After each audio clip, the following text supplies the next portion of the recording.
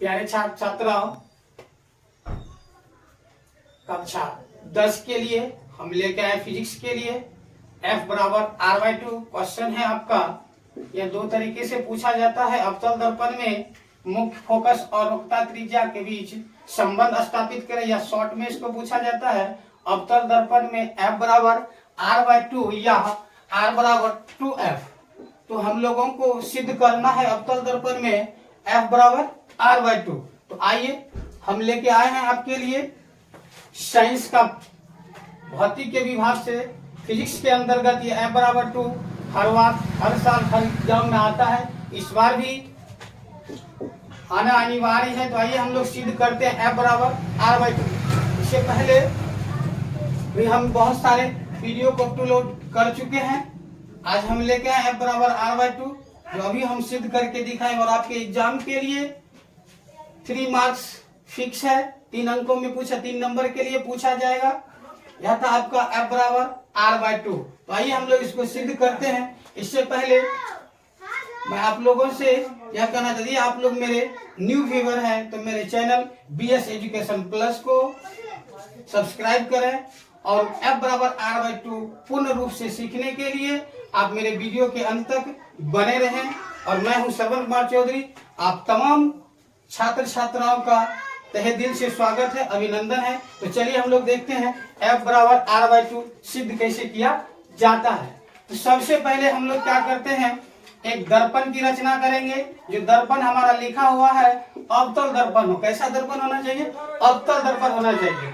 तो अवतल दर्पण, सबसे पहले हम लोग एक अवतल दर्पण की रचना करेंगे। ये आपका है अवतल दर्पण, जिसका बाहरी भाग कलई किया हुआ रहता है।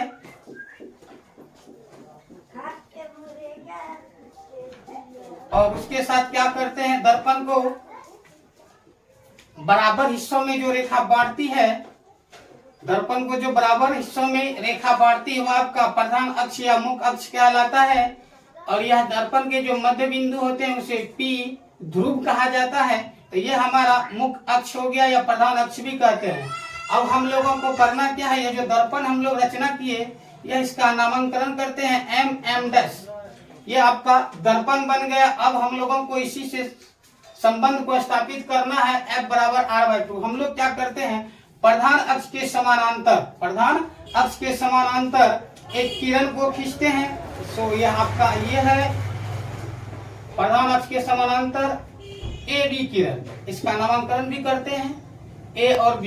ये आपका हो गया प्रधान अक्ष के समानांतर आने वाली किरणें दर्पण से परावर्तन के बाद जिस बिंदु पर काटती है वह आपका मुख्य फोकस कहलाता है। क्या कहलाता है? मुख्य फोकस F हो जाएगा आपका। ये दर्पण से परावर्तन के बाद मुख्य अक्ष को जिस बिंदु पर काटती है हमारा परावर्तित किरण, वह मुख्य फोकस कहलाता है। ये आपका मुख्य फोकस हो गया यहाँ।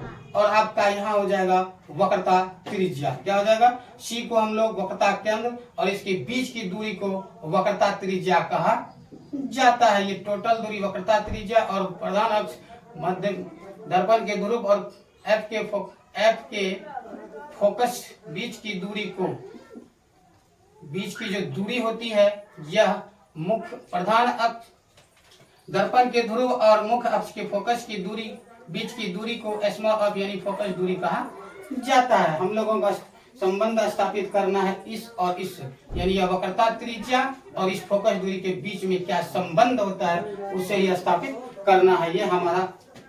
और इसके साथ हम लोग क्या करते हैं, एक रचना और करते हैं। C को B से मिला देते हैं। C को B से मिला दिए, यह हमारा रचना हो गया। चलिए अब जो लोग हम लोग लिखे, जो बनाए, उसको अब लिखते क्या है, माना कि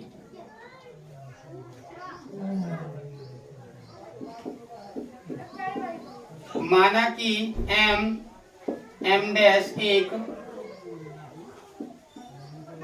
अवतल दर्पण है और AB परावर्तित किरण है। AB परावर्तित किरण है। AB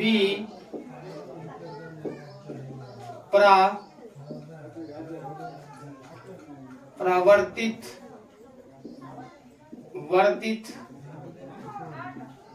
किरण है, ए बी परावर्तित किरण है जो दर्पण से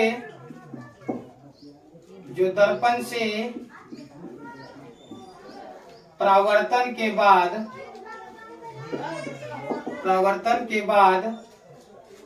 प्रधान अक्ष को, दर्पण के परावर्तन के बाद प्रधान अक्ष या इसको मुख्य अक्ष भी बोलते हैं, प्रधान अक्ष को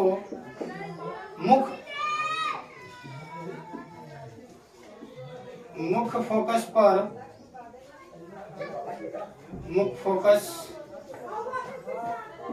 पर काटती है।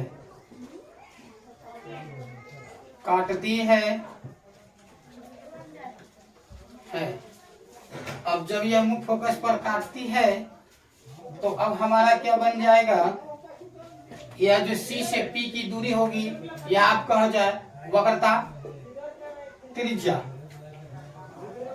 यानी CP जो हो जाएगा CP बराबर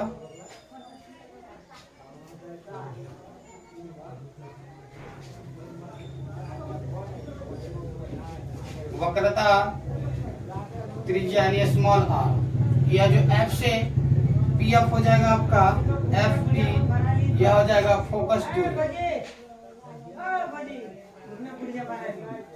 फोकस दूरी, और इसे हम लोग स्मॉल f से डिनोट करते हैं। क्या करते हैं, स्मॉल जो है C से लंब डाला B बिंदु पर, किस पर, B बिंदु पर, और यह बनती है आपतन, और ये तो परावर्तन के नियम से हमारा क्या हो जाएगा, कोण त्रिभुज ABC, कोण ABC बराबर कोण CBF हो जाएगा, और हो जाएगा हमारा कोण ABC बराबर BCF जो है P दर्पण का ध्रुव है, इसलिए कोण CB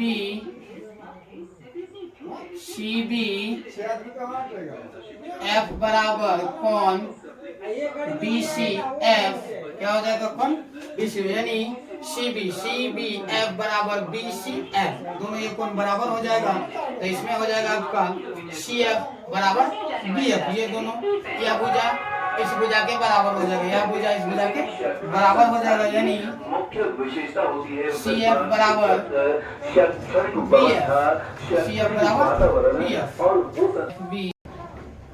जब द्वारक छोटा कर दिया जाए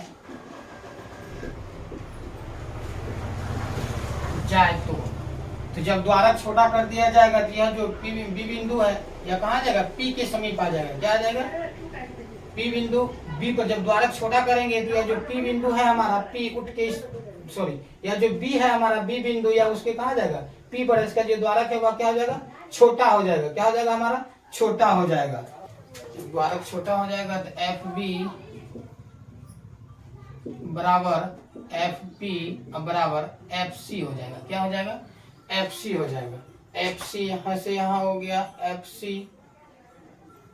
ये और PF ये और BF ये तीनों आपस में क्या हो जाएंगे, बराबर हो जाएंगे, क्या हो जाएंगे, बराबर हो जाएंगे, सॉरी F ये दोनों आपस में बराबर था तो FC हो जाएगा हमारा F बराबर CP, यहाँ से यहाँ तक की दूरी, टोटल दूरी हम लिख चुके हैं क्या, R ये बटा 2 लगा दिए, हो गया F बराबर R/2, या इसी को हम लोग लिख सकते हैं F बराबर 2 या R बराबर 2F।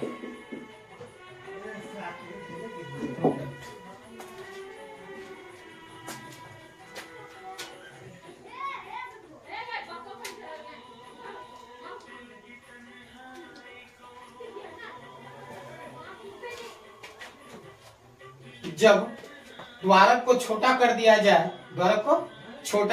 जाए, जब द्वारक छोटा हो जाएगा आपका तो B बिंदु जो है P पर आके अटक जाएगा, यहाँ से यहाँ अटक जाएगा, तो उसके लिए हम लोगों को क्या लिखना पड़ेगा, एफ बी बराबर हो जाएगा पी एफ और सी एफ, ये तीनों के बीच संबंध स्थापित हो जाएगा। तो जब हम लोग लिखेंगे एफ बी बराबर पी एफ बराबर एफ सी होगा, तो इसको हम बराबर लिखे थे, ये एफ सी बराबर हमारा क्या हो जाएगा, एफ सी यहाँ से यहाँ तक की दूरी बराबर, ये दोनों दूरी को जब निकालेंगे तो इसके बराबर ये लिखे हैं, तो यहाँ से टोटल दूरी क्या है, सीपी क्या हो जाएगा, हमारी वक्रता त्रिज्या हो जाएगी।